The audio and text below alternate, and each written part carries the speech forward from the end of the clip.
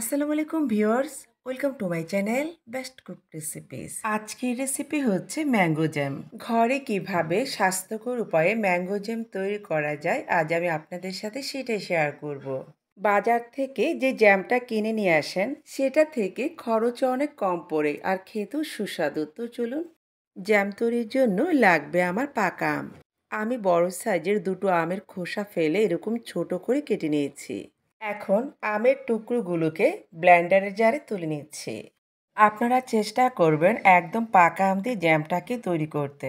এখন ব্লেন্ড করে নিচ্ছি। আমি কোনো রকম পানি ব্যবহার করা যাবে না।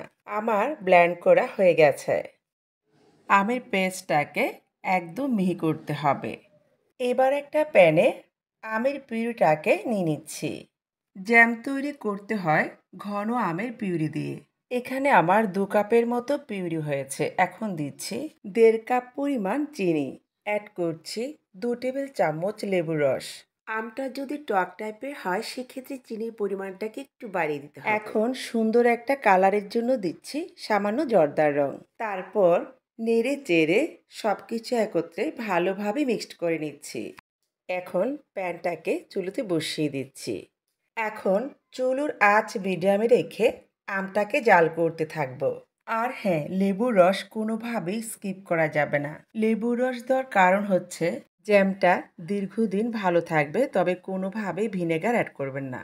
এবার বেশ কিছুক্ষণ জাল করে নিব, তবে খেয়াল রাখতে হবে কোনোভাবেই যেন লেগে না যায়, তাহলে কিন্তু স্বাদ এবং ফ্লেভার দুটোই নষ্ট হয়ে যাবে। জাল করতে করতে পিউরিটাকে ঘন করে নিতে হবে।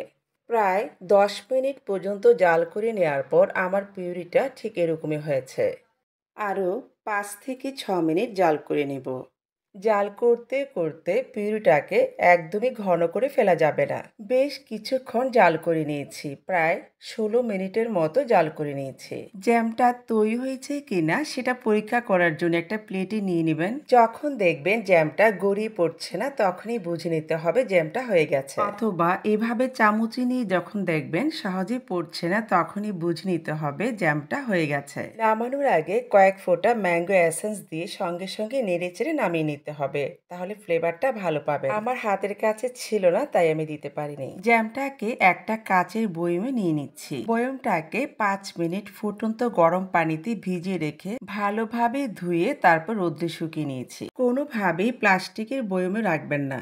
সম্পূর্ণ জ্যামটাকে ঢুকিয়ে একটা সাইডে রেখে দেব।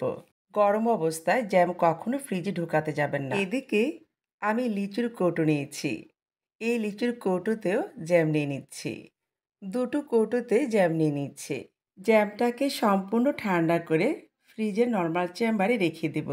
আপনারা যদি সংরক্ষণ করতে চান, আপনারা বাহিরে রেখে খেতে চাইলে 15 দিন পর্যন্ত ভালো থাকবে। আর যদি 3 মাসের মতো সংরক্ষণ করে রাখতে চান তাহলে ফ্রিজের নর্মাল চেম্বারে রেখে দিবেন। জ্যামটা দেখতে কতটা সুন্দর হয়েছে। ব্রেকফাস্ট কিংবা বাচ্চাদের টিফিনে আপনারা এই জ্যামটা দিতে পারেন। জ্যামটা কতটা পারফেক্ট হয়েছে আমি একটা পাউরুটিতে লাগিয়ে দেখাচ্ছি।